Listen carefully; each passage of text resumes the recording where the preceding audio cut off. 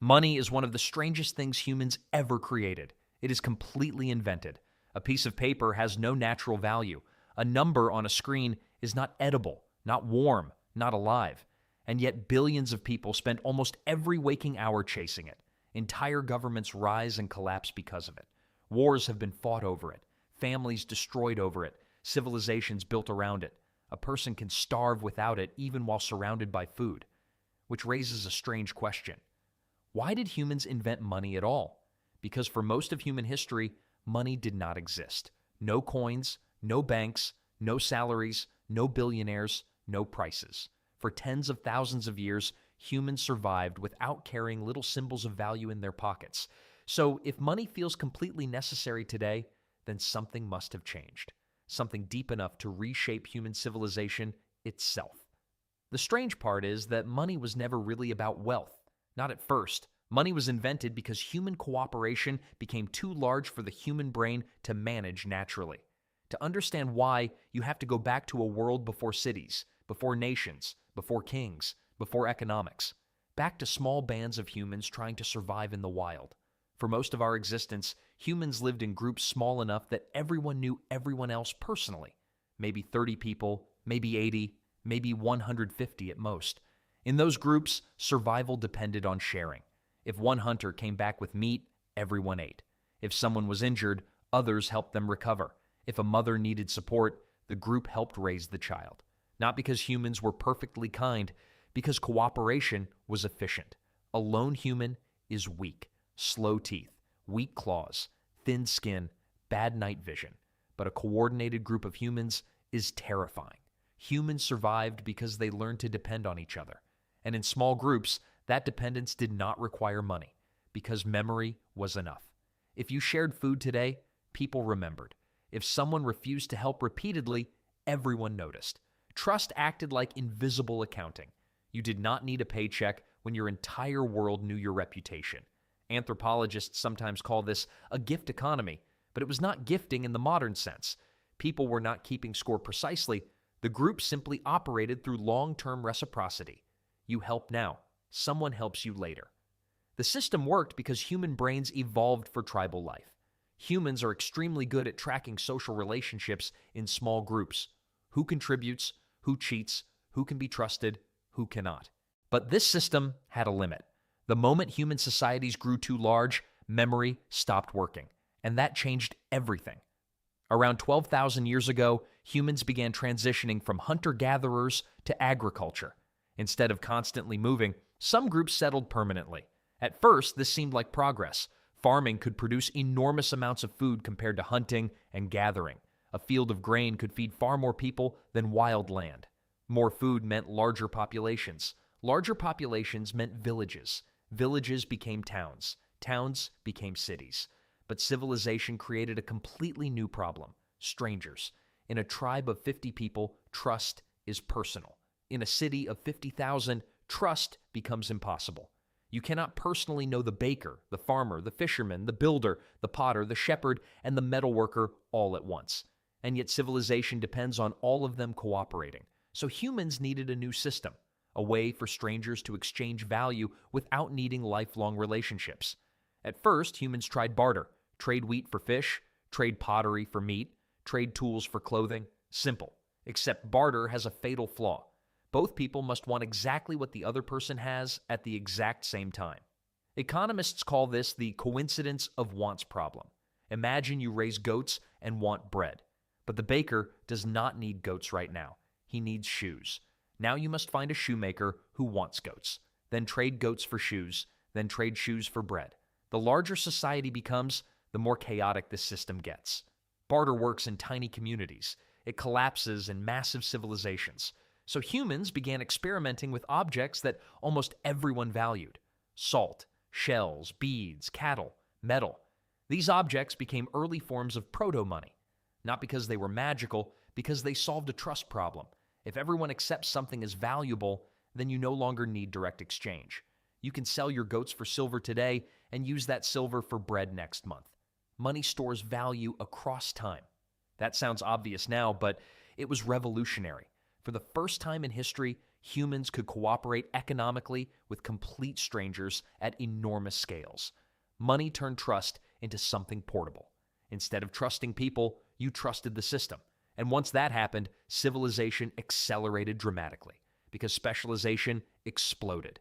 A hunter-gatherer usually needs many survival skills: finding food, building shelter, making tools, tracking animals. But money allows specialization because you no longer need to produce everything yourself. A blacksmith can spend an entire life making tools. A farmer can focus only on crops. A builder can focus only on construction. Money became the bridge connecting millions of specialized strangers into one giant network, and that network became civilization itself. But there was another strange psychological shift happening underneath all this. Money did not just change trade, it changed the way humans thought, because once value can be represented symbolically, almost anything can be measured. Labor becomes measurable. Time becomes measurable. Land becomes measurable. Human effort becomes measurable. Money transformed survival into mathematics, and humans became obsessed with the numbers. That obsession grew stronger when money evolved again. Coins were useful because they carried standardized value. A gold coin weighed the same everywhere. Its value felt physical. But coins had limits. They were heavy, easy to steal, hard to transport across enormous empires. So humans invented something even stranger: paper money. This was one of the biggest psychological leaps in human history. Because paper money only works if people collectively imagine value into existence. A gold coin at least contains gold. Paper contains almost nothing. Its power comes from belief.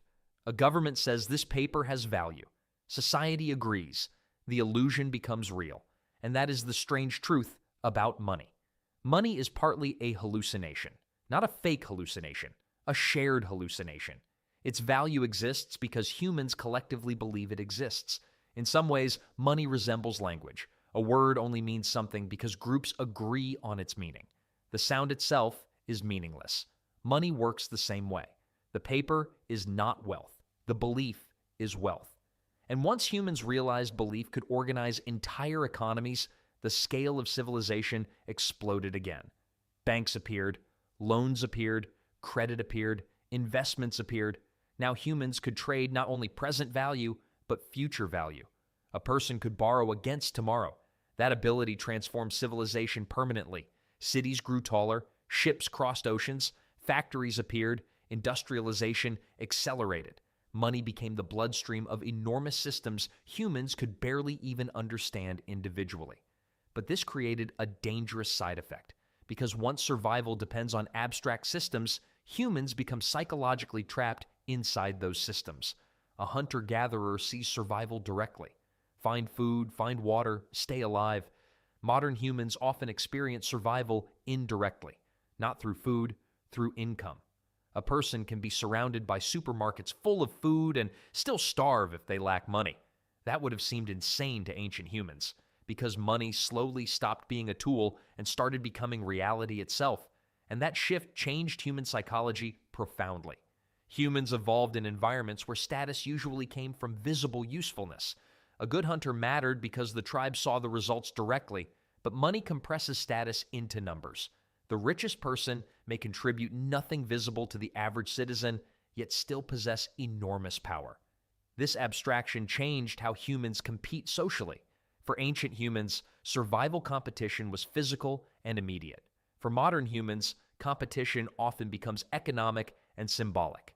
Humans now chase numbers on screens with the same emotional intensity ancient humans once reserved for survival itself. Because biologically, the brain often cannot fully distinguish between money and survival. Losing resources once meant death, so modern financial fear can trigger ancient survival instincts. That is why humans panic during economic collapse, why unemployment feels psychologically crushing, why debt creates enormous stress. Money became attached to the deepest survival systems in the human brain. But money also created possibilities no earlier civilization could achieve. Massive scientific projects, global trade, space exploration, modern medicine, the internet. Almost every large-scale achievement of civilization depends on enormous coordinated economic systems. Money allows millions of strangers to work together toward goals none of them could accomplish alone. In that sense, money is one of humanity's greatest inventions, but it is also one of humanity's most dangerous inventions, because humans often forget that money was supposed to represent value, not become value itself. And when societies forget that distinction, strange things begin happening. Forests disappear because numbers increase. People work themselves into exhaustion chasing abstract wealth. Entire economies become disconnected from physical human well-being. Sometimes humans end up serving money instead of money serving humans. And yet, the system continues because the alternative is incredibly difficult. Modern civilization is too large for pure trust-based cooperation. You cannot run a planet of billions through memory and favors alone. Money became necessary because humans scaled beyond tribal psychology. It became the operating system of civilization. But even now, humans still struggle emotionally with what money actually is, because deep down, the human brain did not evolve for stock markets, digital banking, or billion-dollar corporations. It evolved for small tribes under open skies. Part of the brain still expects survival to feel tangible and immediate. Instead, survival now passes through invisible financial systems so large that almost nobody fully understands them. Even experts disagree constantly about how economies work. That uncertainty creates anxiety because humans are depending on systems too vast to emotionally comprehend. And now, money is changing again. For most of history, money was physical, metal, paper, objects. Today, much of it exists only digitally. Most modern money is no longer something humans can touch. It is information stored inside computers, numbers moving through invisible networks. In some ways, this reveals what money always truly was. Not gold, not paper, not coins, information. A shared agreement about value. And the stranger money becomes, the more clearly you can see the real engine underneath it all. Trust. Every economic system ultimately depends on collective trust.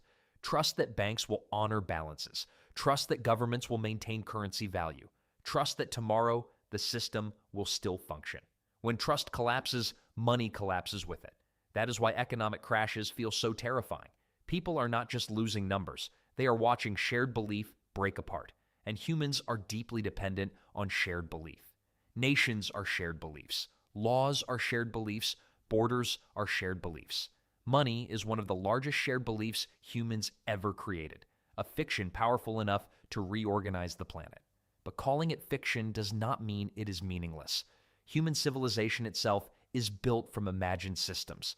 The ability to cooperate around shared ideas may be the single trait that made humans dominate Earth. No other species can coordinate billions of strangers around invisible concepts. Humans can, and money may be the most successful invisible concept ever invented, which is why it reshaped the world so completely. Money connected continents, built empires, funded discoveries, created inequality, lifted billions from poverty, destroyed ecosystems, extended lifespans, started wars, ended famines. Money amplified humanity itself, both the best parts and the worst parts. And maybe that is the strangest part of all. Humans invented money to solve a cooperation problem, but eventually, money became something much bigger than trade. It became identity, ambition, power, security, fear, freedom, status, hope. People do not just earn money, they emotionally live inside it. A number in a bank account can determine whether someone feels safe or terrified, respected or invisible, successful or broken. That is an extraordinary amount of psychological power for something humans invented themselves. And yet beneath all the complexity, money is still solving the same ancient problem it solved thousands of years ago. How do strangers trust each other enough to cooperate? That is the real purpose of money. Not greed, not luxury, not wealth, coordination. Money is the tool humans built to connect billions of unrelated people into one functioning system. A fisherman in one country catches food for people he will never meet. A programmer writes code for strangers on the other side of the planet. A farmer grows grain for entire cities of unknown faces. Money links all of them together. It transforms strangers into participants in the same enormous network. And maybe that is why money feels so powerful, because beneath the numbers, money represents human trust at planetary scale. Not perfect trust, not fair trust, not equal trust, but trust large enough to hold civilization together. So why did humans invent money? because human societies became too large for memory alone, because barter could not scale, because strangers needed a way to cooperate peacefully, because civilization required a portable form of trust. Money was never just about buying things. It was about solving the problem of human coordination, a problem so enormous that it transformed the species forever. And today, every time someone taps a card, sends a payment, checks a bank balance, or stares at numbers on a screen, they are participating in one of the oldest and strangest collective beliefs humanity ever created. A belief powerful enough to build cities out of deserts, send machines into space, and organize billions of lives at once. All because long ago, human beings stopped living in tiny tribes and started trying to cooperate with strangers. Money is the bridge that made that possible. A bridge built from trust, imagination, and shared belief. And like all human inventions, it reveals something deeper about the species that created it. Humans survive not because they are the strongest animals on Earth, but because they can believe in things together. Money may be the clearest proof of that.